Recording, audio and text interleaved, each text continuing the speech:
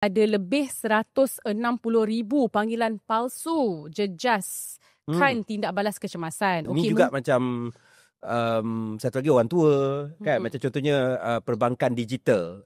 Banyak orang tua juga dia jadi bermasalah bila pandai pakai cash.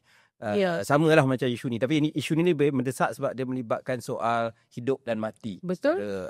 Literal. Sebab kalau kita lihat kat sini, katanya ada lebih 160,000 panggilan palsu jejas kan tindak balas kecemasan. Okey, mungkin itu lepas itu atau sebelum? Sebelum so ni. mungkin that was the problem statement. Okay. So there's more than 100,000 fake calls. Therefore, we need to have an app.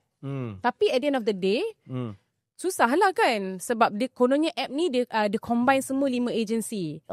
Polis, bomber, hospitals, agensi. Tapi at the end of the day, apa yang kita lihat dalam masa seminggu lepas mereka launch ni, banyak ni lah tak jadilah. Tapi sepatutnya benda ni dah di-launch Julai tahun lepas, tak silap.